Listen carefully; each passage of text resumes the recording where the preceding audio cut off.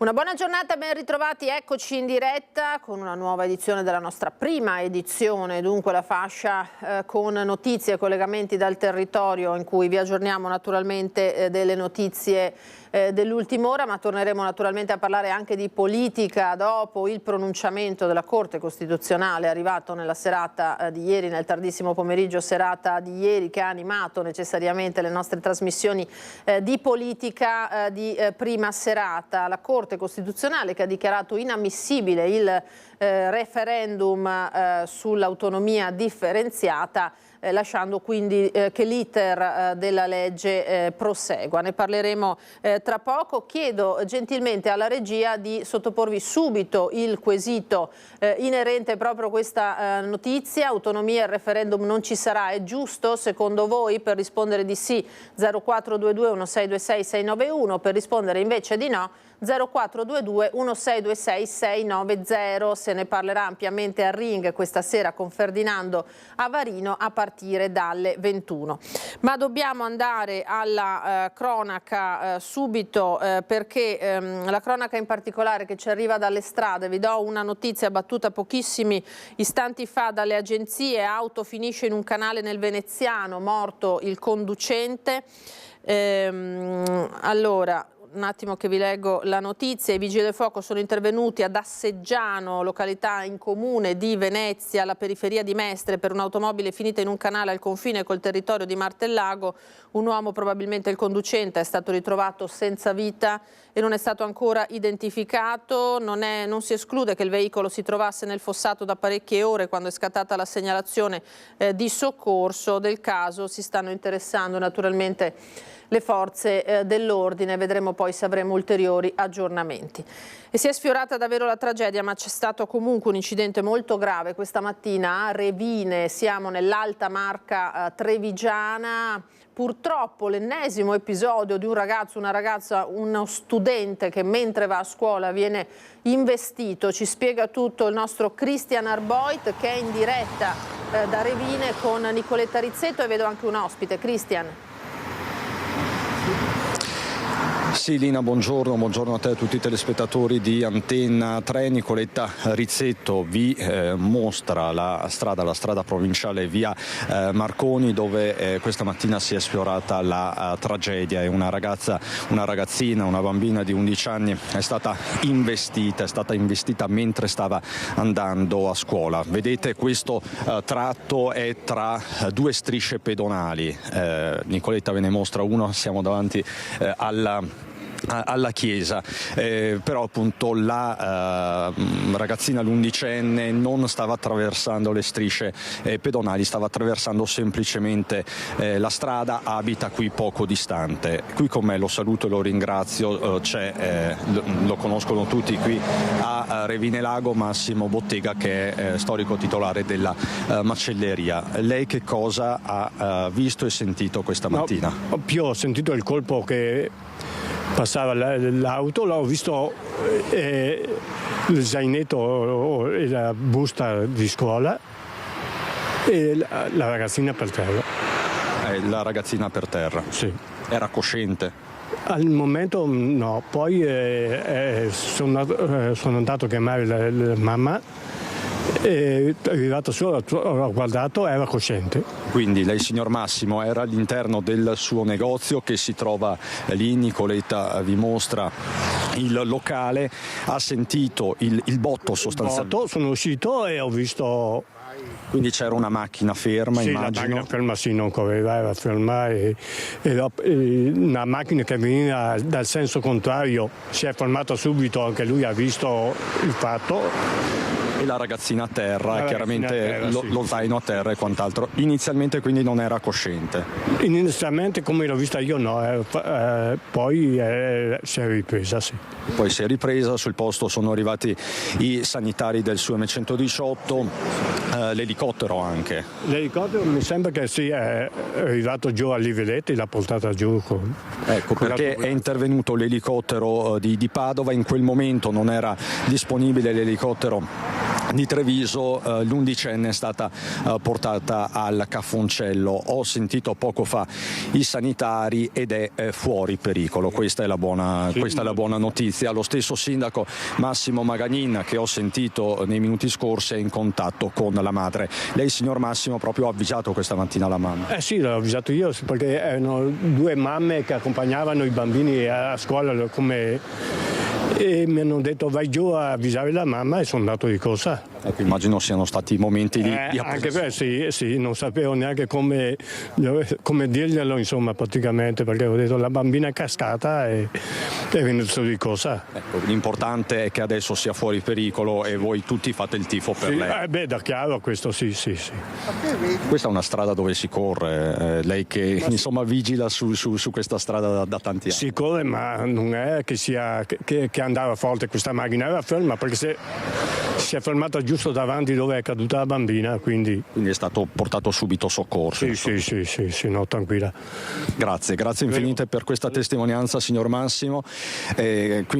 Come vedi, Lina, si è sfiorata la tragedia, ma fortunatamente questa bambina sta meglio, perlomeno è fuori pericolo di vita. Chiaramente questa sera vi daremo tutti i dettagli del caso. Per il momento da Lago di Revinè Lago è tutto. Con Nicoletta Rizzetto ti restituisco la linea. Grazie a Christian Arboit. Dunque, quello che è successo, lo avete sentito a Revine, è stata una mattina complicata sulle strade. Un'altra agenzia ci fa presente che c'è stato un incidente mortale questa mattina, poco dopo le 6, sull'autostrada A13 tra Bologna e Padova. Siamo però già nei pressi del casello di Ferrara Nord. Nello schianto ha perso la vita un autotrasportatore di 66 anni di origini straniere. Era alla guida di un furgone che, stando alle prime ricostruzioni, avrebbe tamponato un camion che procedeva davanti a sé in direzione Bologna e dunque necessariamente dei disagi, oltre alla tragedia naturalmente che si è consumata, anche dei disagi al traffico intuibili. Per l'uomo non c'è stato purtroppo nulla da fare, è morto sul colpo. Si sono formati diversi chilometri di coda, almeno 9. Per chi proviene da Padova e procede verso Bologna è consigliato uscire a Villa Marzana, quindi una situazione ancora adesso complicata. Continuiamo con la cronaca legata ad alcuni delitti purtroppo che si sono verificati nel territorio, e c'è un aggiornamento sulla morte dell'imprenditore giapponese Shinpei Tominaga, perché torna in carcere uno degli accusati di omicidio preterintenzionale per la morte dell'uomo, perché questo soggetto ha violato 2 volte le misure cautelari. Di nuovo in carcere, Abdallah Jouma, 22 anni, uno dei 3 ragazzi accusati di omicidio preterintenzionale per la morte di Shinpei Tominaga, era dapprima aggravato di obbligo di dimora nel comune di residenza, Conegliano Veneto, ma non aveva rispettato gli orari di rientro a casa, e per questo motivo il giudice Roberta Paviotti del Tribunale di Udine aveva disposto i domiciliari, che ha violato sabato scorso uscendo di casa per andare al bar, dove è stato rintracciato dalle forze dell'ordine. Il giudice ha deciso un ulteriore aggravamento della misura, disponendo la custodia cautelare in carcere a Treviso. L'avvocato Guido Galletti, che difende il ragazzo nel processo per il caso Tominaga, ha già presentato ricorso al Tribunale del riesame. Lo stesso Galletti ha chiesto e ottenuto per Jouma che venga sottoposto a perizia psichiatrica. Il giudice ha affidato l'incarico allo psichiatra udinese Marco Stefanutti, che dovrà valutare la capacità di intendere e di volere al momento dei fatti di via delle pelliccerie, la pericolosità sociale e la capacità di stare in giudizio. Entro 60 giorni lo psichiatra presenterà la sua relazione, che verrà discussa l'8 maggio, mentre è fissata per il 29 maggio la successiva udienza del rito abbreviato, alla quale Jouma potrebbe arrivare da imputato con rito abbreviato o uscire dal processo se la perizia dovesse accertare una causa di non imputabilità. Gli altri 2 imputati, che hanno scelto anche loro il rito abbreviato, sono attualmente sottoposti a misure cautelari. Samuele Battistella, che sferrò il colpo al volto di Tominaga, causandone la caduta e la morte, è agli arresti domiciliari a Conegliano Veneto, mentre Daniele Wedam ha l'obbligo di permanenza nello stesso comune. Queste dunque le novità. Allora siamo in grado di passare la linea al nostro collega Filippo Fois per la pagina politica, in diretta da Venezia con i consiglieri regionali, vedo i capigruppo Villanova e Camani. Filippo, grazie, perché sicuramente oggi che c'è seduta di Consiglio si parlerà di autonomia e dei riflessi della decisione della Corte Costituzionale. Filippo. Certo, buongiorno Lina, buongiorno ai telespettatori di Antenne 3. Dunque, l'oggetto e la finalità del quesito non risultano chiari. Questa è la formula con la quale la Corte Costituzionale ha rigettato l'ipotesi del referendum, sostanzialmente dicendo che era talmente generico che si sarebbe risolto nel parlare a favore o contro l'autonomia, cosa che non si può fare chiaramente perché è garantita dall'articolo 116 della nostra Costituzione. Villanova, è stato un sospiro di sollievo da parte vostra questo pronunciamento della consulta? Ma sicuramente ci fa piacere, perché viene tutelato un diritto dei veneti che hanno chiesto con un referendum nel 2017. Dopodiché quello che doveva essere uno spacca autonomia è diventato uno spacca sinistra, no? Questa richiesta di referendum, perché insomma hanno fatto prima con i governatori, hanno chiesto l'incostituzionalità della norma che la Corte Costituzionale ha bocciato perché ha dichiarato una norma costituzionale, e adesso questo referendum non viene promosso perché hanno scritto male la richiesta, il quesito referendario. Quindi sì, sicuramente è una bella notizia per il Veneto e una brutta notizia per la sinistra, perché ho visto che si erano impegnati parecchio per andare contro la volontà dei veneti. Per fortuna la consulta non gli ha dato ragione.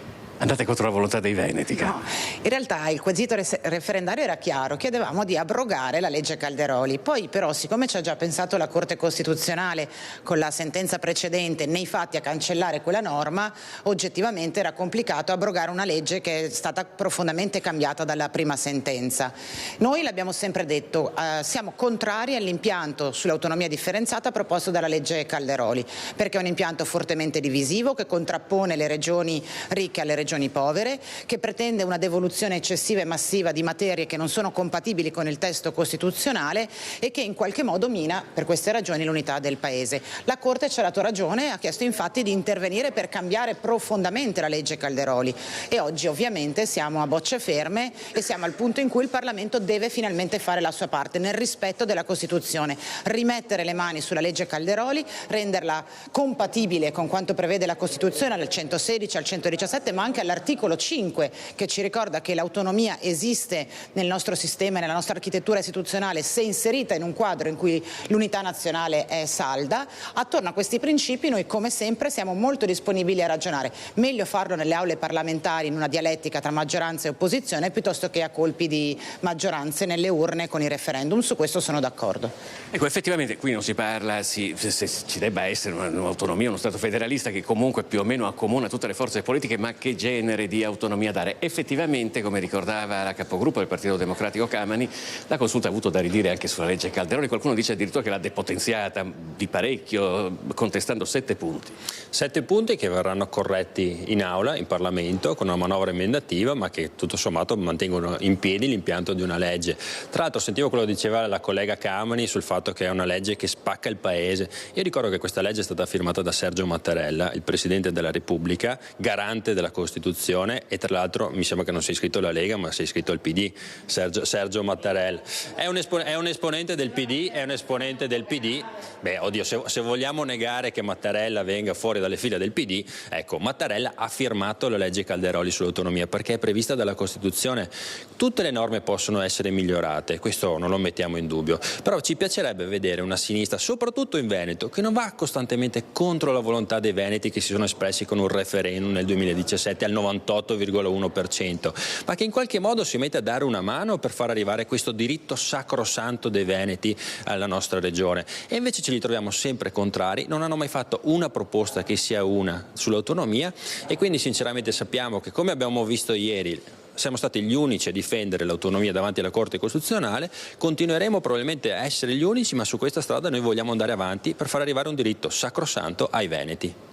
Camani, siete dei bastian contrari che non volete andare contro quello che dicono i veneti. Ma no, in realtà questa è una lettura abbastanza mendace. Noi abbiamo proposto e fatto approvare la riforma del 2001 e abbiamo fin da subito detto che la legge Calderoli, così come era stata impostata da Zaia e dalla Lega, non avrebbe funzionato e non avrebbe retto l'urto del controllo costituzionale. Fin dall'inizio abbiamo detto: noi siamo disponibili a ragionare sull'autonomia a condizione che, uno, non si insista pervicacemente sulla richiesta di tutte le 23 materie, perché questo è incostituzionale, lo ha ribadito la Corte.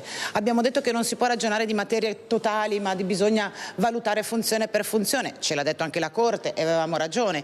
Noi abbiamo fin da subito e sempre avanzato delle proposte rispetto a quella iniziale della Lega che andassero esattamente nella direzione di arrivare all'obiettivo. Faccio notare che c'è qualcuno che è al governo da anni eppure non ha prodotto nulla, nessun passo avanti sull'autonomia, se non tante chiacchiere, tante parole e addirittura una legge contro cui si è espressa direttamente la Corte. Io spero che, anziché continuare a dire che l'autonomia in Veneto non si fa perché ci sono quelli cattivi, i bastian contrari della sinistra, i veneti capiscono che in questi 20 anni non si è fatta perché la proposta non era credibile. Oggi sono obbligati a stare strettamente dentro l'alveo costituzionale, siamo disponibili a ragionare dentro quest'alveo. Perfetto, allora ragioneremo dentro quest'alveo. Allora Villanova, io direi che comunque la Corte Costituzionale sia un altro ha menato fendenti da una parte e dall'altra, perché comunque ha avuto da ridire in entrambe le fazioni, sia per la legge Calderoli che per il referendum, che come detto è stato respinto. Per ora direi che dal Consiglio regionale è tutto. Ringraziamo Alberto Villanova, capogruppo dell'intergruppo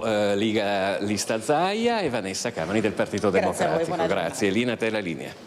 Grazie a Filippo Fois e Francesca Pezzo che ci hanno proposto questi contributi. Come vi dicevo, il dibattito è acceso e anche oggi, oltre alle reazioni a caldo, piovono ancora reazioni. Andiamo a sentire l'assessore regionale Roberto Marcato, anche lui leghista, quale è stato il suo commento a questa decisione della Consulta.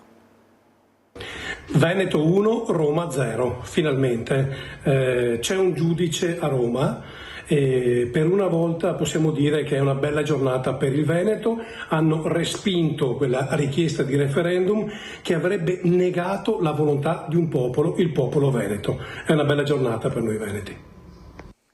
Così dunque Marcato, dall'altra parte il segretario regionale del Partito Democratico Martella, anche lui naturalmente diciamo che il PD ricalca un po' come reazione le parole che abbiamo già sentito da Camani. Già ieri sera con i primi commenti a caldo si parla di una Calderoli già morta su cui la Consulta non avrebbe ulteriormente infierito. Sentite. La decisione della Corte Costituzionale di rendere inammissibile il referendum sull'autonomia non ci sorprende. Infatti era stata proprio la Corte a svuotare la legge Calderoli e a ritenerla per larga parte incostituzionale. Quindi il quesito referendario aveva perso di fondamento, ma soprattutto oggi possiamo dire che è la legge Calderoli che non esiste più e che di fatto è morta. Zaia e la Lega sono i principali responsabili del fallimento di questa legge, che oggi va riscritta in una logica non di parte, e noi ancora una volta ribadiamo che siamo per un'autonomia davvero vicina ai nostri territori, che possa fare del bene alle imprese e ai cittadini del Veneto. Così dunque l'avete sentito Andrea Martella. Tra l'altro proprio il senatore Martella era ospite ieri dei nostri studi, giornata importante dal punto di vista politico, anche naturalmente per un altro avvenimento di carattere internazionale, l'insediamento del 47esimo presidente degli Stati Uniti Donald Trump, con Giorgia Meloni, unica leader europea di fatto invitata alla cerimonia di insediamento, in missione tra virgolette anche per mediare con il neo eletto presidente americano sui dazi, tema questo che preoccupa molto le categorie economiche e le aziende di casa nostra, anche del Veneto. Andiamo a sentire la ricostruzione che ha fatto dell'insediamento la nostra Francesca Bozza e poi quelle che sono le posizioni di maggioranza e opposizione in Parlamento proprio sul tema dei dazi. Alle 18 ore italiane è iniziato ufficialmente il secondo mandato di Donald Trump, 47esimo presidente degli Stati Uniti, presente al giuramento, spostato all'interno di Capitol Hill a causa del freddo intenso di queste ore, insieme a diversi ex presidenti americani e rappresentanti di paesi da tutto il mondo, la premier Giorgia Meloni, unica leader europea a Washington. La sua presenza non solo una semplice formalità, ma una sorta di missione per trovare un canale di dialogo sui dazi per i prodotti europei annunciati già in campagna elettorale dal tycoon. Una prospettiva che preoccupa le categorie. Confartigianato Imprese e Marca Trevigiana teme in una frenata dell'export della provincia trevigiana, al 13° posto in Italia e seconda in Veneto per le esportazioni negli USA. Nei primi 9 mesi del 2024 il suo export è cresciuto di 29 milioni, pari al 3,1% in più. Dello stesso periodo il Veneto ha invece perso il 4,8% dell'export a stelle e strisce, che resta il terzo mercato regionale.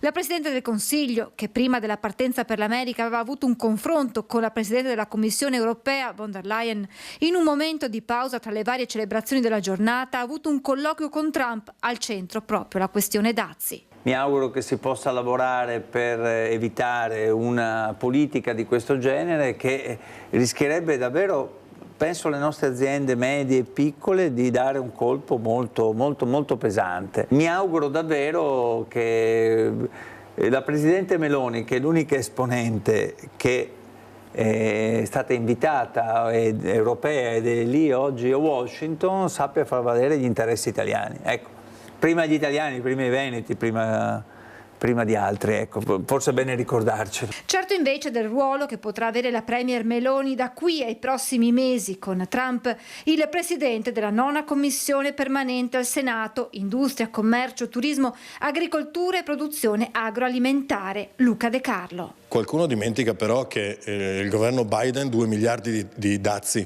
all'Italia li ha già messi, quindi partiamo già da quella base. Credo che il rapporto proficuo che ci sia tra l'Italia e il suo Presidente del Consiglio e Trump ci aiuterà anche in questo caso a non avere un effetto negativo sull'economia italiana. Io sono molto fiducioso.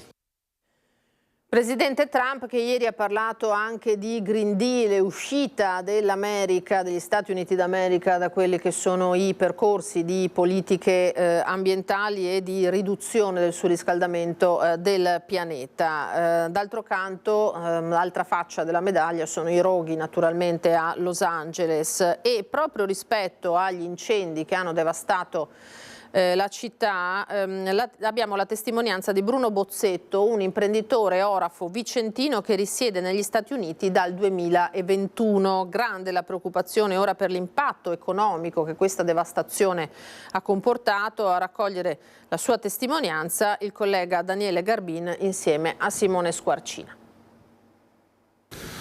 L'incendio è scoppiato a Los Angeles, ancora martedì e ancora brucia. Con me Andrea Bozzetto, un vicentino che si trova lì dal 2021 e che è tornato occasionalmente in questo periodo perché è legato al mondo orfo. Sì, buongiorno a tutti quanti, sono Andrea Bozzetto e io mi sono trasferito a Los Angeles nel 2021, dove opero nel settore delle macchine per l'oreficeria, e sì, la situazione è veramente abbastanza drammatica e in queste ultime ore ho degli aggiornamenti leggermente positivi, per cui il focolaio, diciamo il fuoco, quello più grosso di Pacific Palisades, è stato leggermente circoscritto perché è arrivato addirittura al confine con l'UCLA, che è l'università più grande della California. Hanno dovuto dirottare gli aerei in altri aeroporti, ma io sono partito sabato pomeriggio orario della California e mi sembrava una situazione come quando c'era il Covid, quindi veramente ho una sensazione bruttissima, davvero da pelle d'oca. I terminal completamente vuoti.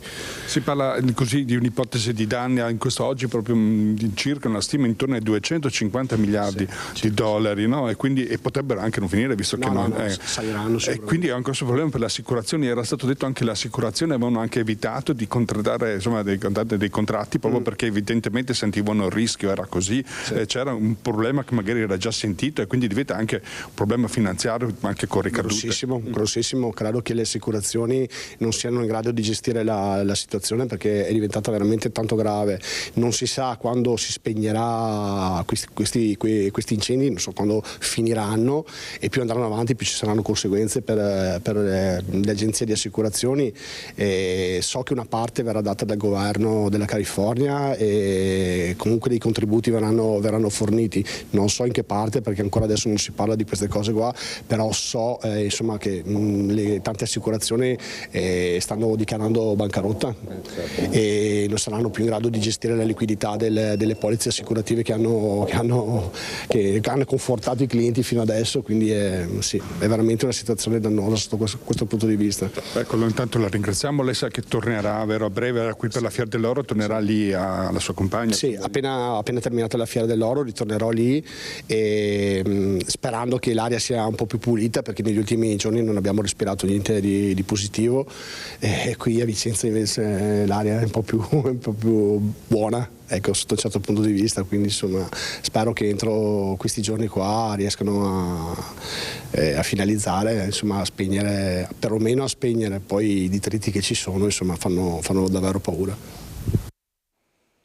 Questa è la testimonianza raccolta da Daniele Garbini insieme a Simone Squarcina, grazie. Allora torniamo ai fatti di casa nostra con la vicenda che ha fatto scalpore, l'ennesimo episodio purtroppo che arriva dai campi da calcio, dove la sportività dovrebbe essere naturalmente uno dei valori principali, soprattutto quando si parla di ragazzi. A Padova fa discutere l'episodio di razzismo avvenuto nel fine settimana durante una partita di calcio juniores, rivolti insulti a dei giocatori di colore. È intervenuto sul caso, sono intervenuti i vertici della FIGC, ci aggiorna in diretta Valentina Visentin con Federico Cibotto.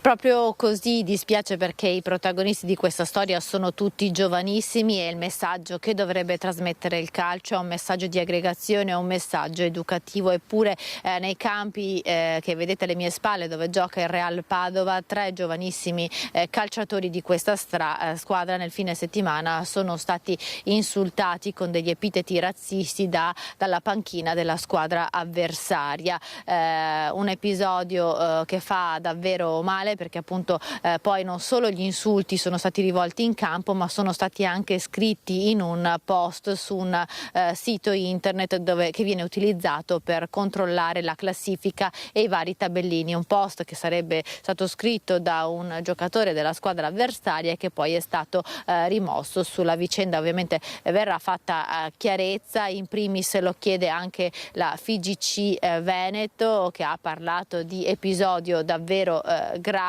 e che soprattutto appunto fa male perché protagonisti sono i ragazzi che dovrebbero divertirsi e fare squadra. Anche il sindaco di Padova, Sergio Giordani, lo ha definito un fatto vergognoso. L'allenatore del Real Padova ha detto che più che rabbia c'è rassegnazione, ed è brutto che insomma dei ragazzi siano rassegnati ad essere insultati in campo quando invece dovrebbero solo giocare e divertirsi. Pensate che nel fine settimana il ragazzo che è stato maggiormente insultato è uscito in lacrime dal campo, e questo è davvero un episodio grave. Ma abbiamo sentito anche il delegato provinciale della FIGC di Padova che ha commentato così questi fatti. Io vi lascio con le sue parole, poi la linea può tornare allo studio. Di questi fatti sono veramente dispiaciuto, perché sono cose che succedono tutti i giorni ormai, perché è l'ordine del giorno, e come delegato ne sono veramente dispiaciuto. E quanto posso rilasciare a voi è che noi so che il nostro giudice sportivo ha chiesto anche all'arbitro un supplemento di rapporto e ha confermato che lui non ha sentito nulla di quanto accaduto sul campo di gioco. Per cui noi come federazione, se ci fosse stato una delibera, l'avremmo fatta in giusti modi, però non che l'arbitro non mi ha scritto nulla, non possiamo sanzionare nessuno. Ripeto, questo non va a escludere questa forma di razzismo che io in primis sono uno che tutti i giorni cerca di questa società di averla, cioè di essere più, come posso dire, più sana, deve essere una società più sana. Ecco, questo è quello che io posso rilasciare come delegato provinciale di Padova. Il messaggio che devo dare a questi ragazzi, ma anche a tutti i dirigenti e quant'altro: cerchiamo di educare anche noi questi ragazzi, cerchiamo di aiutarli, perché già questa società è difficile, perché, ripeto, Facebook, TikTok e tutti quei social è un veicolo molto pericoloso. Io il messaggio che voglio dare: andiamo sui campi di calcio, divertiamoci, accettiamo la sconfitta, c'è anche chi vince, però andiamo sui campi di calcio per divertirsi. E questo è un messaggio che spero arrivi anche ai genitori. Avete sentito, insomma, ha ribadito quello che avevamo anticipato anche noi. Serve che le famiglie lavorino in questo senso. Adesso noi ci spostiamo a Cartigliano, siamo nell'area del Bassanese. Ieri vi abbiamo parlato dell'avvio dei controlli di vicinato a Tezze sul Brenta. I temi sono i vandalismi, naturalmente anche i furti. Dopo l'inizio della raccolta firme per dare avvio appunto ai controlli di vicinato a Tezze, anche a Cartigliano ci si sta muovendo. Lì per noi ci sono Chiara Gaiani e Alessandro Costacurta con il sindaco Germano Racchella. A te Chiara, buongiorno. Lina, buongiorno ai telespettatori. Ringraziamo il sindaco Germano Racchella per essere con noi. Lo dicevi bene, anche qui si sono verificati una serie di vandalismi negli ultimi periodi. Il sindaco diceva nel nostro territorio, insomma in forma minore che in altri territori del Bassanese, ma ovviamente il problema si sente. Hanno preso di mira anche la splendida villa che ospita anche il municipio che avete alle nostre spalle, nonché il cimitero di Cartigliano. E il controllo del vicinato è un tema sul piatto dell'amministrazione comunale. Proprio oggi il sindaco di Cartigliano si è sentito con il primo cittadino di Tezze sul Brenta. Avvierete questo progetto anche qui, sindaco?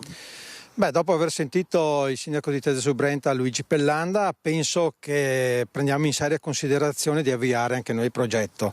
Mi ha spiegato a grandi linee come funziona, lo trovo una cosa molto interessante, anche se ricalca quello che ogni cittadino dovrebbe fare quando vede un'auto anomala, delle persone che di consueto si comportano in modo strano, avvisare immediatamente le forze dell'ordine.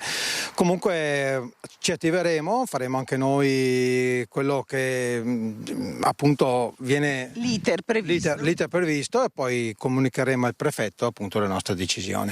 Ecco, benissimo, però su un fronte voi siete già all'opera, che è quello del controllo del territorio attraverso le telecamere di videosorveglianza. Già ce ne sono di nuove operative e a breve ne arriveranno altre, sindaco. Sì, come lei ha detto poc'anzi, abbiamo avuto dei disagi nel nostro cimitero. Abbiamo installato 2 telecamere al cimitero più altre 6 in Piazza della Concordia e questo ha già dato buoni risultati. Ora ci stiamo attivando per installarne una nella Barchessa Nord e una nella Barchessa Sud del nostro complesso monumentale di Villa Morosini Cappello, in più a seguito di una richiesta di cittadini nel quartiere Vegre, nel parco, appunto per sopperire ai disagi dovuti a queste, tra virgolette, marachelle che non devono succedere. Ecco, sono dei giovani che spesso e volentieri si definiscono annoiati, li definisco incivili. Lei ha un invito particolare per loro, sindaco? Sì, invito tutti i giovani che si definiscono annoiati, ma soprattutto anche le famiglie, di far venire i propri figli in comune, dove di lavoro e volontariato ce n'è tanto e non ci sarebbe il tempo per annoiarsi. Ecco, nel frattempo invece vi raccontiamo anche quello che il comune sta facendo e di fatto ormai insomma ci siamo contro una piaga. Per chi non conosce Cartigliano, l'invito è quello a venire a fare una passeggiata lungo il Brenta, il sentiero è davvero bellissimo, si può passare del tempo in mezzo alla natura lungo questo fiume splendido. Il problema è che molti usano i cestini lungo il percorso del Brenta come una vera e propria discarica. Un incivile l'ha beccato anche il sindaco. Diciamo che hanno i giorni contati, sindaco. Beh, mi auguro di sì, anche perché non è solo per un rispetto a riguardo dei cittadini di Cartigliano, ma di tutti noi che vengono ad assaporare e a visitare il nostro fiume Brenta. È un posto dove la natura ci parla, dove la natura ci fa vedere il suo massimo splendore ed è giusto portargli rispetto.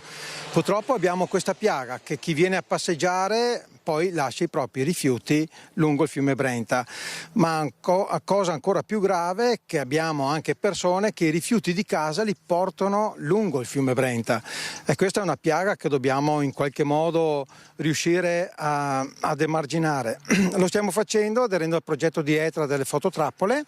Il nostro funzionario ha già fatto il corso, perché si deve fare un corso appunto per attivarle, e a giorni saranno installate. Nel contempo toglieremo i cestini come si fa in montagna quando uno va a passeggiare. Se una lattina di Coca-Cola pesa un etto quando è piena, quando uno se la beve magari ammirando il panorama pesa pochissimo ed è giusto che se la porti a casa. Ecco, questo è un invito ovviamente che rivolgiamo a tutti. Verranno quindi tolti i cestini e saranno installate le fototrappole. Io ringrazio davvero il sindaco Germano Racchella per essere stati con noi e il collega Alessandro Costa Curta. Da Cartigliano la linea può tornare allo studio. Grazie Chiara, grazie al collega Alessandro Costa Curta, grazie come sempre ai sindaci, sempre estremamente disponibili per parlare di quelle che sono le problematiche del territorio. Allora, in regia ci sono Alessandro Granziera e Fabio Fagliero, che io ringrazio nuovamente. Prima di andare con il nostro break pubblicitario vi ripropongo il sondaggio che vi sottoponiamo oggi alla luce appunto della decisione della Corte Costituzionale che ha bocciato il referendum sull'autonomia differenziata. Il referendum non ci sarà, secondo voi è giusto? Come sempre vedete in sovraimpressione i nostri numeri per il sì 0422 1626 691, per rispondere di no 0422 1626 690. Tra l'altro, se la regia mi aiuta inquadrando il PC, è proprio in corso in questi minuti la conferenza del nuovo Presidente della Corte Costituzionale e anche questo sarà occasione senza dubbio con le domande dei colleghi giornalisti a Roma per tornare su questo tema. Allora, noi ci fermiamo adesso per qualche istante di pubblicità, torniamo tra poco con altri collegamenti e altra cronaca.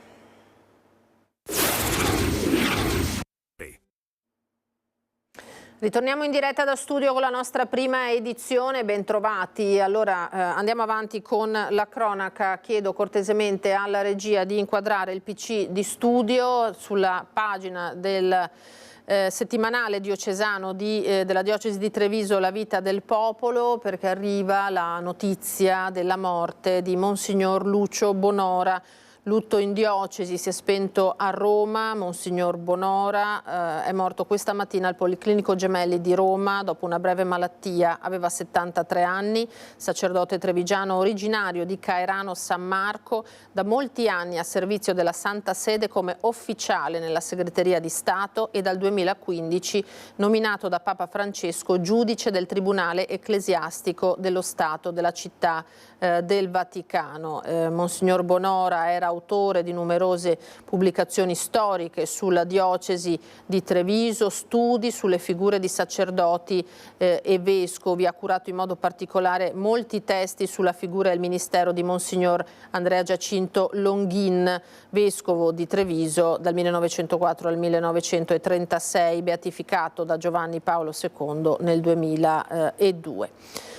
Questa dunque la notizia della scomparsa di Monsignor Bonora. Allora, torniamo alla cronaca noi con il delitto di Anica Panfile, il delitto del Piave in tribunale. Ieri sono stati sentiti diversi testimoni, su tutti l'ultimo compagno della donna, e c'è un nuovo e per certi versi anche clamoroso elemento. Nella primavera del 2023 Anica e la sua famiglia sarebbero stati oggetto di pesanti minacce e intimidazioni da parte di alcuni soggetti di origine albanese.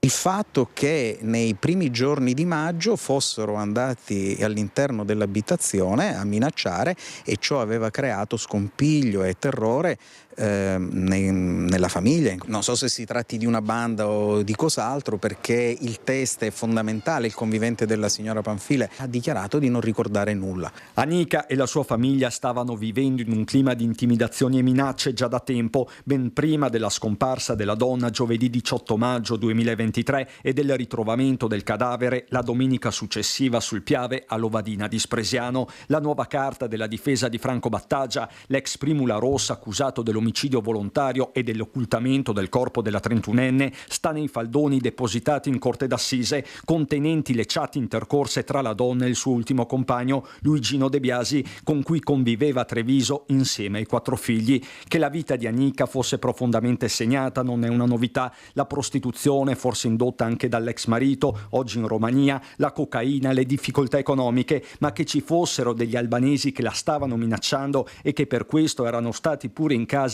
non era finora mai emerso. Più passa il tempo e più tremo uno dei messaggi inviati ad Anica da De Biasi: sai che con questi non si scherza. La risposta della donna: chi sono questi albanesi? Cosa cercavano da Anica? Questo è un aspetto che non è stato per nulla esplorato dagli inquirenti e che avrebbe potuto forse consentire di aprire nuovi canali, diversi canali di indagine. Non c'è scritto da nessuna parte, mi pare, il perché di queste minacce. No, e purtroppo chi ne era a conoscenza, cioè il testimone di oggi, ha ritenuto di non riferirli, trincerandosi dietro ripetuti non ricordo. Davanti al giudice, il compagno della donna, sentito in qualità di testimone, ha riferito come Anica tornasse a casa spesso alterata dopo le pulizie nell'abitazione di Battaglia d'Arcade, in preda agli effetti della cocaina. Non solo, De Biasi, che sospettava una relazione sessuale tra i due, ha confermato di aver incontrato Battaglia già alle 3 del mattino del giorno seguente la scomparsa, il venerdì, sullo sfondo il deposito della pescheria che Battaglia gestiva a Spresiano. Dov'è Anica? La domanda di De Biasi, se non lo sai tu, sarebbe stata la risposta dell'imprenditore. Nel giorno dei testi, in aula c'è proprio Battaglia, invecchiato, indossa un giubbotto blu. Resta lui l'unico imputato per la morte della giovane mamma. L'avrebbe uccisa nella propria abitazione dopo un rapporto sessuale e tanta, troppa polvere bianca. A raccontarlo l'autopsia. Poi con il suo pick-up l'avrebbe portata a ridosso del Piave e scaricata. Le telecamere hanno registrato numerosi passaggi del mezzo, ma non il momento esatto dell'occultamento. La convinzione della difesa sembra granitica. Che l'unica persona che certamente l'ha aiutata in tutti i modi, anche economicamente, era proprio Battaglia. Però resta in carcere. E i processi si fanno perché un innocente non venga condannato. Così l'avvocato Crea, lo avete sentito. E invece il quarantenne arrestato per aver sequestrato e picchiato la ex attirata in un agriturismo di San Giorgio in Bosco, siamo nel Padovano, in passato era stato allontanato anche dai genitori che spesso maltrattava. Non è la prima volta che il quarantenne arrestato per aver sequestrato, minacciato di morte e picchiato la sua ex riversava la sua violenza nei confronti di qualcuno. L'uomo, originario di Piove di Sacco, infatti era già processo per maltrattamenti nei confronti dei genitori e aveva un divieto di avvicinamento nei loro confronti dallo scorso giugno con tanto di braccialetto elettronico. Il quarantenne aveva affittato ad inizio gennaio un mini appartamento nel B&B di San Giorgio in Bosco, dove sabato con una scusa ha attirato la 38enne di Vigonza con cui aveva da poco chiuso chiuso una relazione. La donna però in pochi minuti è stata sequestrata, legata con delle cavigliere da palestra e minacciata con un coltello, che è stato poi sequestrato dai carabinieri. Quando l'uomo si è allontanato e l'ha lasciata da sola, lei è riuscita a liberarsi e a lanciare l'allarme, salvandosi così la vita. Ora il 40enne è in carcere. Per questa mattina è previsto l'interrogatorio di garanzia davanti al giudice per la convalida dell'arresto. E poi c'è l'incredibile fatto accaduto a Bassano del Grappa. Entra in un negozio del centro e rivela di aver appena ucciso la moglie, ma era solo un brutto scherzo, denunciato dai carabinieri. Va in un negozio e racconta di aver appena ucciso la moglie. La commessa si spaventa e chiama i carabinieri che accorrono sul posto. Poi si scopre che era solo uno scherzo di pessimo gusto. Ma per un uomo di Bassano del Grappa è scattata una denuncia a piede libero per procurato allarme. La vicenda è andata in scena qualche giorno fa in un negozio del centro storico, dove un cliente si è presentato alla commessa raccontando di avere quasi perso la voce in un furioso litigio con la compagna. Litigio finito con l'uccisione della moglie. La dipendente del negozio si è spaventata moltissimo e ha subito chiamato il 112, quindi una pattuglia della radiomobile bassanese è accorsa sul posto, trovando l'uomo ancora nell'esercizio commerciale. Il 43enne è stato preso in consegna e ha subito chiarito che si trattava di uno scherzo. L'avrebbe detto anche alla commessa, concludendo la sua confidenza con la frase «sto scherzando», che però non ha convinto affatto la donna. In ogni caso, i militari hanno dato il via alle verifiche del caso assieme al personale della sezione operativa, scoprendo che le dichiarazioni erano del tutto false. Insomma, solo un brutto scherzo, peccato che sul tema della violenza delle donne non ci sia niente da ridere.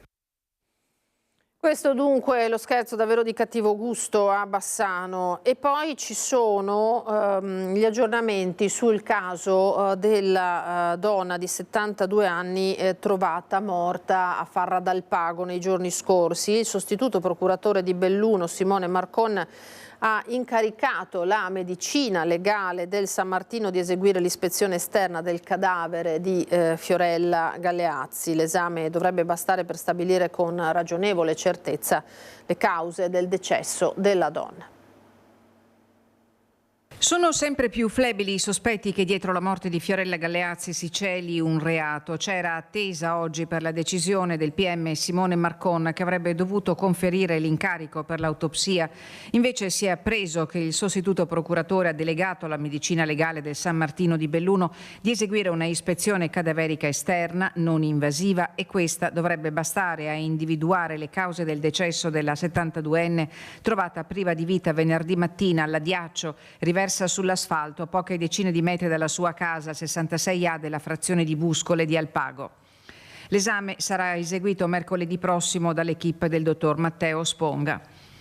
Se l'ispezione esterna fugherà ogni dubbio, l'autorità giudiziaria potrà rilasciare a stretto giro il nulla osta per la sepoltura della donna, la cui scomparsa, con modalità che subito avevano fatto pensare alla peggiore delle ipotesi, ha destato profonda commozione in tutta la conca alpagota. Da subito però, fra le cause della morte di Fiorella Galeazzi al vaglio degli inquirenti, non sono state escluse anche circostanze imponderabili legate al deterioramento cognitivo di cui la donna pare soffrisse da qualche tempo e che erano motivo di preoccupazione dei familiari, la figlia e il genero. Tutti gli accertamenti delegati dalla Procura sono stati svolti dal reparto della scientifica dei Carabinieri del Comando Provinciale. Il fascicolo aperto dal PM Simone Marcon al momento resta senza indagati né ipotesi di reato. E arrivano le prime immagini dei vigili del fuoco dell'incidente mortale accaduto poco dopo le 9:30 di questa mattina in via Frassinelli ad Asseggiano, Venezia. Un'auto finita rovesciata nel canale Scolo-Dosa, deceduto un giovane. Vediamo se riesco a proporvi anche altre immagini. Ecco qua, vedete gli operatori al lavoro. Purtroppo il canale era pieno d'acqua, come vedete anche per le piogge della notte. Senza dubbio l'allarme questa mattina, quando dei passanti si sono accorti del mezzo rovesciato nel canale, hanno dato l'allarme. I vigili del fuoco arrivati da Mestre, Vicenza, col nucleo sommozzatori e i volontari di Mirano hanno imbragato l'auto che si trovava rovesciata nel canale, che è stata sollevata con l'autogru.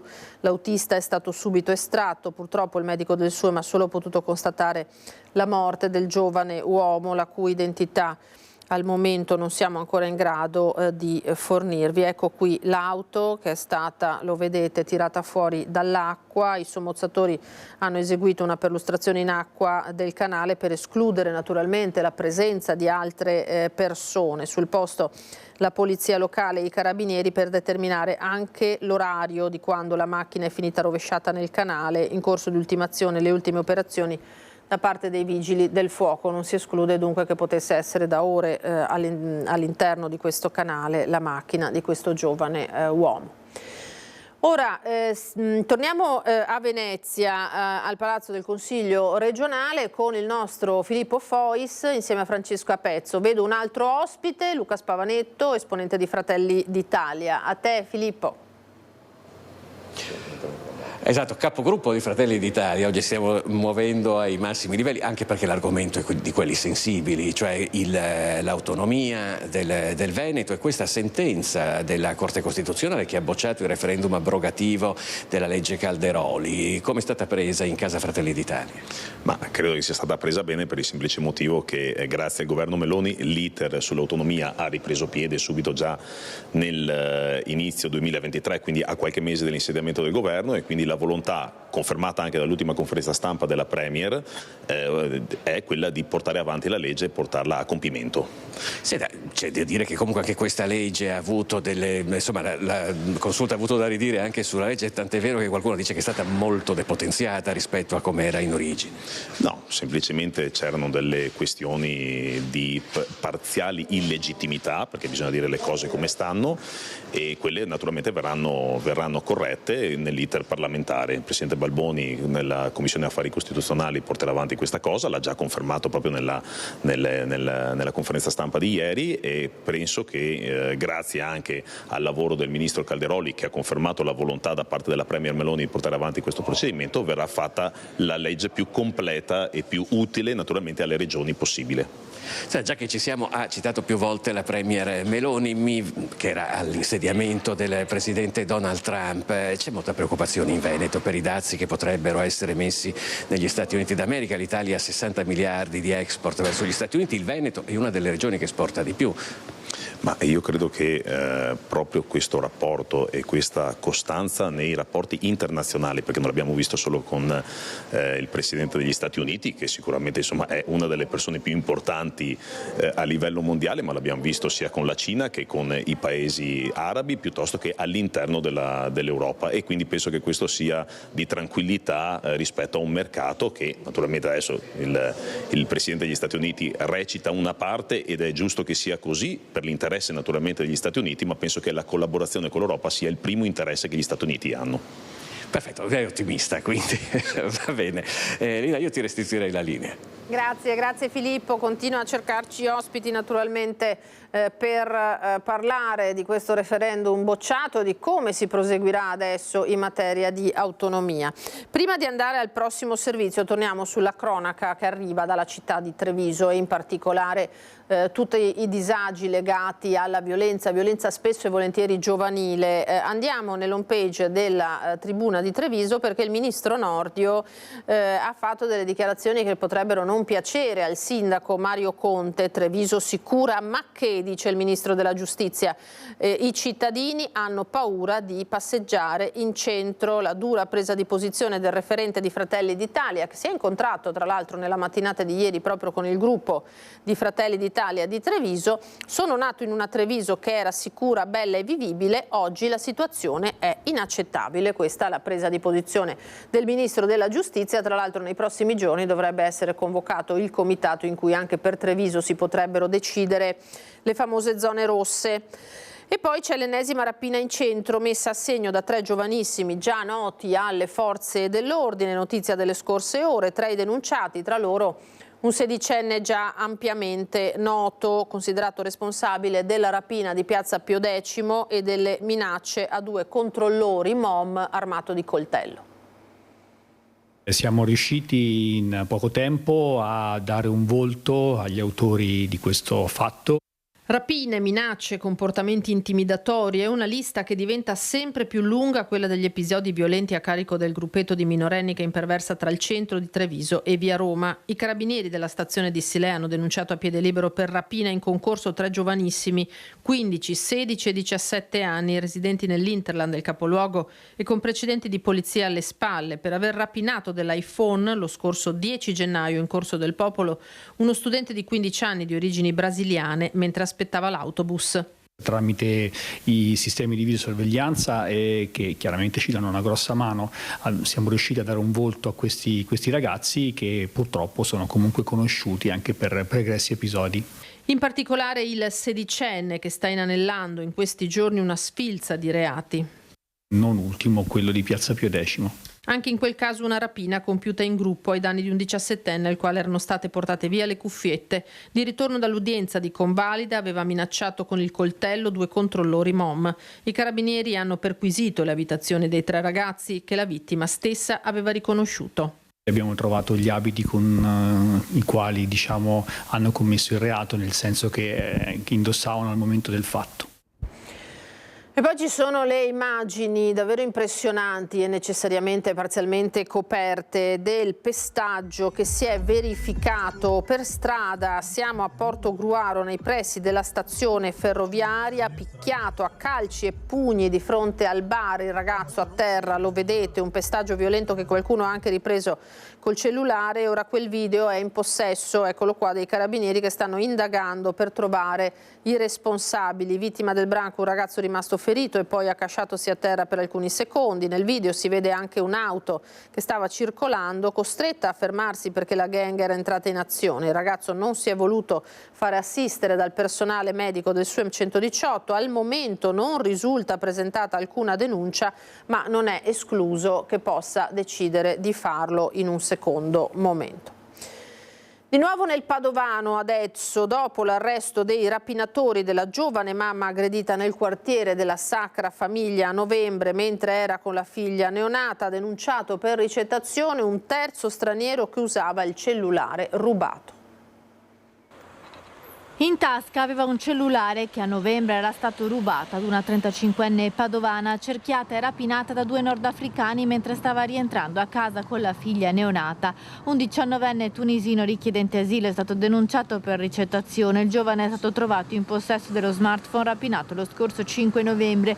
Quel giorno la giovane mamma stava passeggiando in via Luca con la figlioletta di appena 2 mesi in carrozzina quando è stata circondata, spintonata, fatta cadere a terra insieme alla carrozzina da 2 sconosciuti che le hanno rubato la borsetta con il telefono. I 2 rapinatori, un 18enne tunisino e un 17enne egiziano, un mese dopo erano stati rintracciati e arrestati dai poliziotti della squadra mobile di Padova. Analizzando i tabulati del cellulare rapinato, gli agenti hanno poi scoperto che risultava ancora attivo e lo hanno localizzato, individuando così il terzo giovanissimo denunciato per ricettazione. Il ragazzo, sbarcato a Lampedusa a settembre, è un richiedente protezione internazionale, conosceva i 2 autori della rapina perché avevano vissuto nella stessa struttura di accoglienza. Il cellulare è stato restituito alla proprietaria e ora il questore di Padova ha attivato l'ufficio immigrazione per segnalare la posizione del giovane richiedente asilo. A Vicenza invece c'è stata l'ennesima aggressione al personale sanitario all'ospedale San Bortolo. L'altro ieri mattina un'infermiera è stata aggredita da un paziente durante una visita al pronto soccorso. È stato arrestato l'italiano di 59 anni che ieri mattina ha aggredito andando in escandescenza i sanitari del pronto soccorso di Vicenza perché a suo dire al termine di una visita le cure e le diagnosi ricevute non sarebbero state coerenti col suo stato di salute.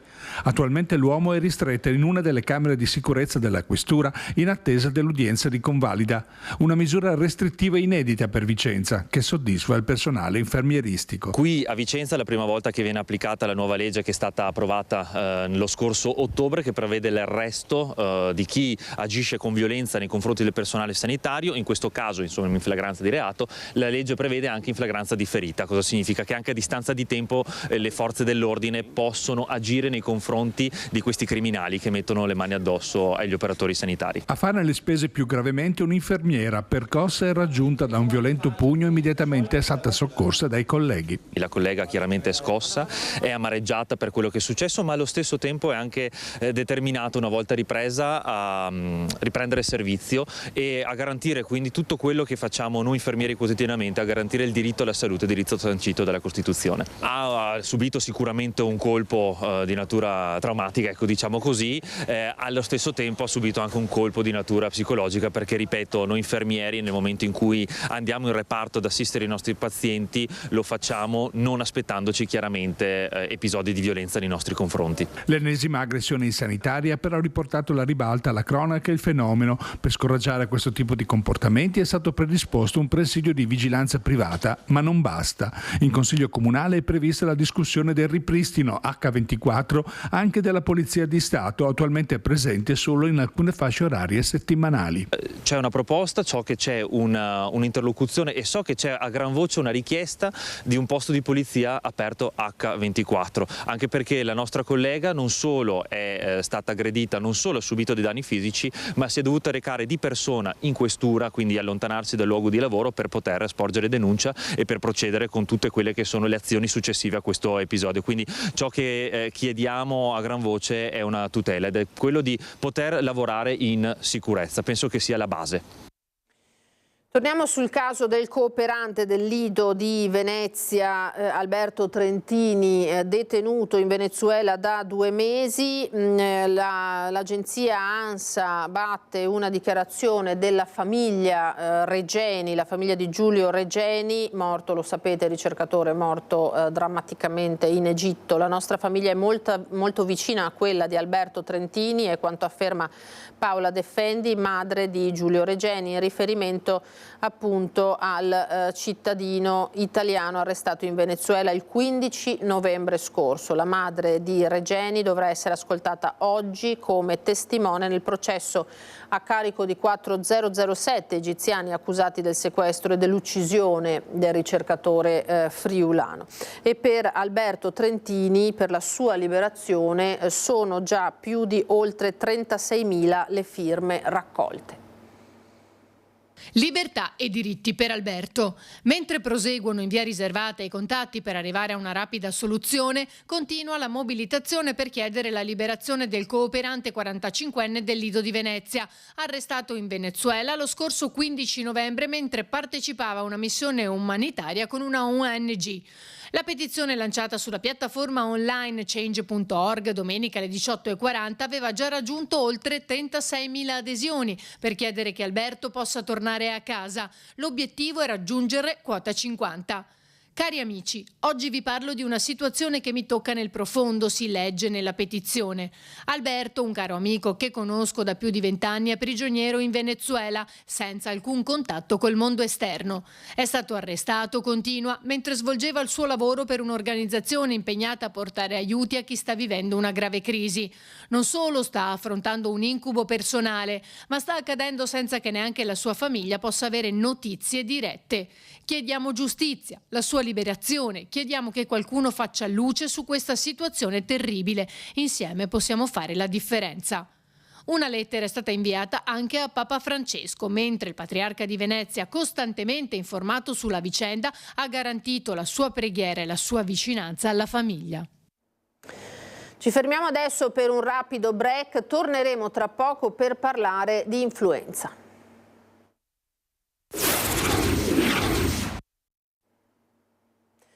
Ben ritrovati con la nostra prima edizione. Come vi annunciavo, parliamo di influenza, di andamento dell'influenza e dell'incidenza purtroppo delle sindromi influenzali che stanno battendo duramente anche il territorio veneto in questi giorni. Saluto e ringrazio, è collegato da remoto il professor Massimo Guerriero, epidemiologo e biostatistico dell'Università di Verona. Buongiorno professore, ben trovato. Buongiorno, grazie a lei per l'invito. Senta, allora ho detto bene, si sta facendo sentire questa influenza di questo inverno 2024-2025. Lei ci ha mandato anche delle interessanti slide che noi magari proponiamo e lei ce le commenta. Com'è la situazione?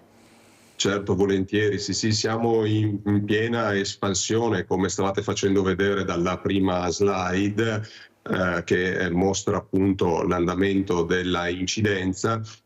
siamo ancora in piena espansione, come dicevo, e verosimilmente fra una decina di giorni dovremo raggiungere il famoso picco, il punto di massimo di questa curva, e poi cominciare una discesa che potrebbe essere anche questa lenta, e quindi avere a che fare con l'influenza ancora per il mese di febbraio.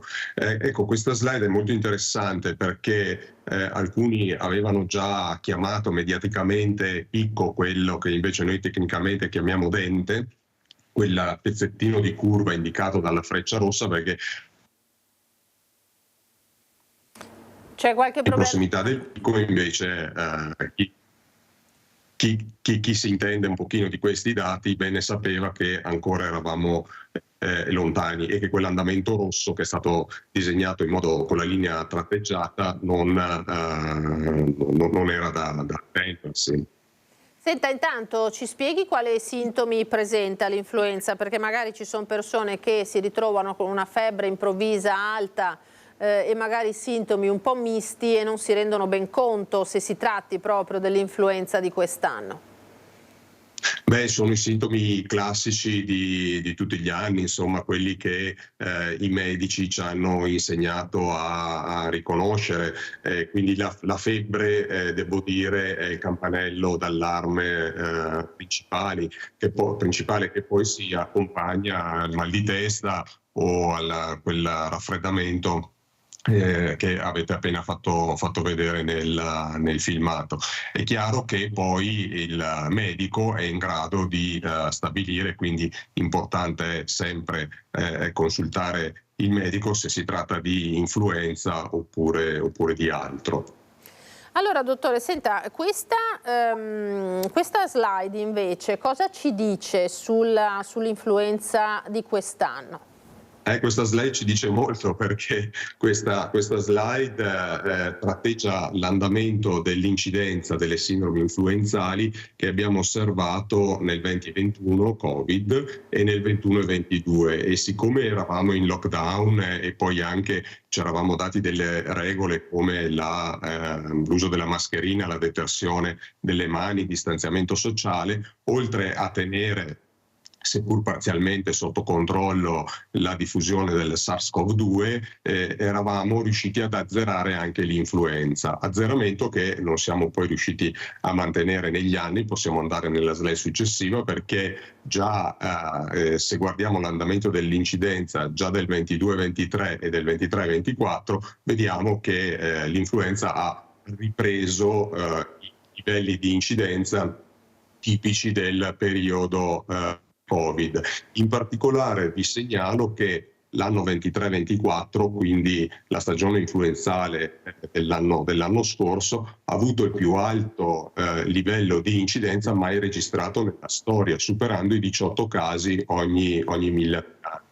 Quindi è possibile attendersi che anche quest'anno arriveremo su livelli simili. In effetti, se andiamo alla slide successiva, abbiamo trovato una somiglianza incredibile con la curva proprio pre-Covid, quella dell'influenza 19-20, che se vedete ricalca praticamente in maniera esatta la curva che stiamo osservando quest'anno. Qual è la differenza? Che la curva in nero, che è quella di quest'anno, è decisamente più in alto. Quindi abbiamo molti più casi di influenza, seppur l'andamento sembra essere lo stesso, relativamente all'anno 19-20. Si possono fare delle ipotesi con riguardo a questo fattore, cioè che stiamo utilizzando di meno i vaccini, e se volete andare alla slide successiva forse questo riusciamo anche a vederlo, quella dopo ancora, grazie, possiamo vederlo graficato, perché noi sappiamo che dovremmo vaccinare almeno il 75% della popolazione, avendo l'obiettivo ottimale del 95%. Noi abbiamo visto con i vaccini contro la SARS-CoV-2 che quando abbiamo vaccinato la stragrande maggioranza della popolazione il virus è sgonfiato. Invece se andiamo alla slide dopo vediamo che siamo già ritornati alle abitudini pre-Covid. In effetti ci siamo vaccinati un po' di più, come mostrano sia la curva rossa che la curva verde in capo all'anno 2021, vedete che c'è quel dentino che va verso l'alto, ma poi già negli anni successivi abbiamo già perso l'abitudine a vaccinarci contro il virus influenzale, e questo dà ragione del fatto che quella curva nera è più alta rispetto agli altri anni e che è ancora in fase di espansione. Senta, è una forma più aggressiva rispetto agli anni scorsi questa?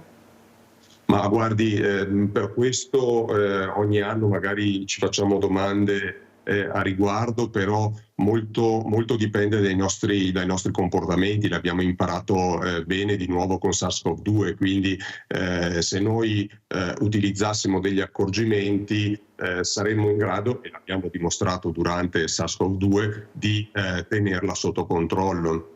Per cui la detersione delle mani, l'uso di mascherine e distanziamento sociale ci potrebbe aiutare molto nel contenimento dell'influenza, ma soprattutto se ci vaccinassimo di più, e soprattutto la parte più fragile della popolazione si vaccinasse di più, vedremmo aggressioni, se così vogliamo chiamarle, più contenute da parte del virus influenzale. Senta, quindi non abbiamo ancora, mi pare di capire, visto la fase più acuta di questa ondata di influenza che è tipica di questo periodo, no? Poi mi pare che il mese di gennaio, dicembre-gennaio siano quelli clou. Beh, allora, se ho ben capito la domanda, perché credo che si sia fermato per un attimo la linea, sì. Però certamente non abbiamo ancora raggiunto il picco, il grafico lo ha chiaramente mostrato. È verosimile che quest'anno ci attesteremo su periodi analoghi a quelli degli anni precedenti, quindi tra la fine del mese di gennaio e l'inizio del mese di febbraio dovremo raggiungere.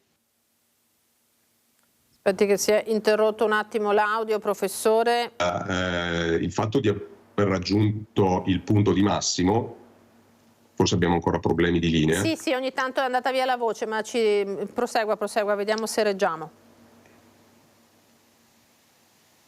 Mi sente? Professor Guerriero? Pronto? Sì, io la sento. Adesso la sento, ma l'immagine è ferma. Abbiamo qualche problema di collegamento. Vediamo se riusciamo a ripristinare il collegamento con il professor Guerriero, regia. C'è qualche problema. Allora, stavamo parlando, l'avete sentito, di influenza che quest'anno colpisce una fascia di popolazione molto più ampia, ci stava spiegando il professor Guerriero, caratteristiche abbastanza simili a quelle dei virus influenzali degli anni scorsi, ma una popolazione più numerosa colpita. Tra l'altro, ripercorrendo appunto, lo vedete, l'incidenza delle sindromi influenzali in Italia, vedete questo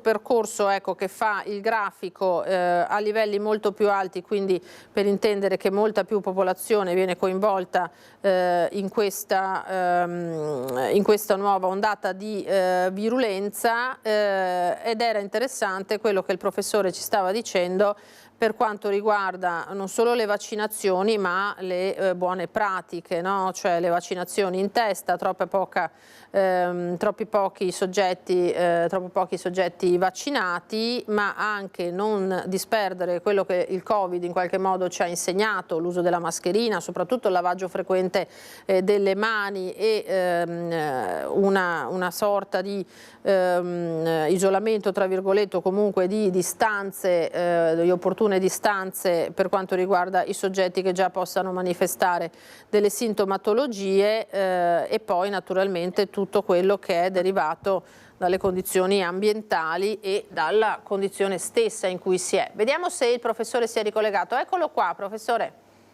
Ma sì, ci proviamo. Ci proviamo. E stavamo dando dei buoni consigli, no? Anche alle persone per cercare di contenere appunto la diffusione che abbiamo visto piuttosto ampia quest'anno di questa influenza che sta raggiungendo il picco. Sì, come vi stavo dicendo prima che cadesse la linea, che il picco verosimilmente lo raggiungeremo verso la fine del mese di gennaio, i primi giorni del mese di febbraio. Una volta raggiunto il picco non vuol dire aver chiuso il capitolo dell'influenza, perché quando si arriva in vetta in montagna dopo bisogna anche rientrare e quindi bisogna vedere anche quanto velocemente questa diffusione del virus tenderà a sgonfiarsi, quindi dobbiamo restare allertati sicuramente anche per tutto il mese di febbraio e porre in essere quei piccoli accorgimenti che abbiamo imparato anche nella gestione di SARS-CoV-2. Senta, diciamo ai primi sintomi cercare di in qualche maniera contenere la diffusione con l'uso, immagino, di mascherine. Lei diceva il lavaggio delle mani, anche insomma tenere le distanze, però non è sempre facile, no? Poi d'inverno lo sappiamo che gli ambienti chiusi favoriscono purtroppo il proliferare dei virus. In questa slide, professore, adesso gliela mostriamo, si parla appunto anche di altri fattori, no? che hanno naturalmente il loro ruolo in questa diffusione del virus. Sì, vedete che in cima alla lista, come sempre, io metto le vaccinazioni perché sappiamo che il vaccino bene funziona contro la diffusione del virus. Ahimè, abbiamo già perso le abitudini, e questo anche per vivere un po' più rilassati, che avevamo preso quando c'è stata la pandemia di SARS-CoV-2. Però l'uso della mascherina, abbiamo visto, non è così complesso e specialmente se dovessimo andare a contatto con persone fragili, bene sarebbe utilizzarla, e dopo dobbiamo evitare gli sbalzi di freddo. Sappiamo che il freddo acuisce tantissime malattie croniche, non solo quelle respiratorie ma anche quelle cardiologiche, anche molte altre. Insomma, noi vediamo un aumento della mortalità in generale in concomitanza dei periodi freddi, e dobbiamo fare in modo di non avere nemmeno le case troppo fredde, e quando usciamo di casa anche di essere adeguatamente protetti. E dopo dobbiamo fare i conti con un sistema immunitario che esce da poco da una pandemia, che è stato disabituato al virus dell'influenza e che piano piano, questo le curve ce lo stanno dimostrando anno dopo anno, e che piano piano tornerà ad abituarsi anche ai virus influenzali e quindi a sapersi proteggere in modo migliore. Senta, naturalmente le raccomandazioni principalmente, come diceva lei, per le categorie più a rischio. Rispieghiamo quali sono e magari che accorgimenti possono tentare di prendere. Beh, allora sono tutte le persone che hanno una qualche malattia cronica, con particolare riferimento alle malattie cardiologiche e polmonari, ma appunto anche le malattie reumatologiche, ad esempio, risentono moltissimo. E poi sappiamo c'è la categoria delle categorie, che è costituita dagli anziani, che spesso sommano all'età anche le cronicità, quindi agli anziani è fortemente caldeggiato il vaccino anti-influenzale da fare molto prima dell'espansione, della diffusione del virus, e cioè, come loro bene sanno, nel mese di ottobre. Ecco, ricordiamo che il vaccino impiega circa 2 settimane a dare la sua copertura, è per questo che bisogna fare un congruo anticipo. Ecco, e quali sono gli effetti? Nel senso, ci si può ammalare lo stesso, ma con conseguenze minori, è così? Sì, allora il virus in generale circola di meno perché dà una protezione verso la malattia, però torno a dire, come abbiamo visto per SARS-CoV-2, le persone vaccinate vanno incontro raramente a conseguenze gravi come l'ospedalizzazione o ancor peggio la morte. Ricordiamo in ogni caso che l'influenza ogni anno fa circa 8.000 morti, quindi è un virus con il quale non c'è da scherzare. Certamente, certamente. Allora, sì, diciamo che spesso e volentieri si è portati, no, a prendere un po' sotto gamba l'influenza, dicendo ma sì, cosa può capitare, però non sappiamo mai con cosa dobbiamo fare i conti, come diceva prima, anche col nostro stato di salute pregresso che magari non conosciamo fino in fondo. È proprio questa la questione, che le persone più a rischio sono quelle persone che magari soffrono di una malattia ancora non conosciuta e quindi l'influenza potrebbe dare delle problematiche importanti. Certamente, allora speriamo di aver dato delle raccomandazioni utili naturalmente ai nostri telespettatori. Professore, comunque diciamo da tutti questi dati c'è un qualche elemento che l'ha in qualche modo sorpresa rispetto a quello che poteva essere l'andamento?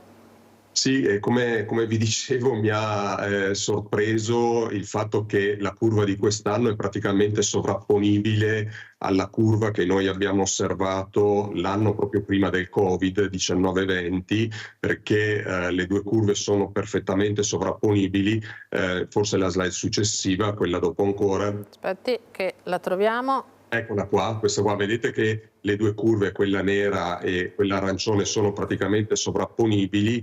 Il dato che può preoccupare è che quella nera sta decisamente più in alto, cioè dire il virus si sta diffondendo in maniera più massiccia rispetto a quanto non fece nel 19-20, e le motivazioni sono quelle che abbiamo detto prima. Quindi sì, nuovamente da non sottovalutarsi. Attenzione a non farsi trovare troppo vulnerabili, insomma. Sì, e cominciare ad ottobre a pensare al virus influenzale, non a febbraio. Dottore, è stato gentilissimo, professor Guerriero, grazie come sempre delle sue raccomandazioni, dei suoi consigli e della disamina che ci ha fatto. Grazie infinite per la disponibilità. Grazie a voi, arrivederla. Arrivederci. Allora, ce l'abbiamo fatta anche malgrado i collegamenti un po' scarsi che avevamo col professor Guerriero. Allora, siamo verso la chiusura. Io vi devo dire innanzitutto, vi devo ricordare il sondaggio prima di salutarci in vista di Ring questa sera. Parliamo di autonomia, ne abbiamo parlato ampiamente anche nella nostra trasmissione di oggi. Autonomia, il referendum non ci sarà, cosa ne pensate? Giusto o sbagliato? Per rispondere di sì 0422 1626 691, per rispondere di no 0422 1626 690.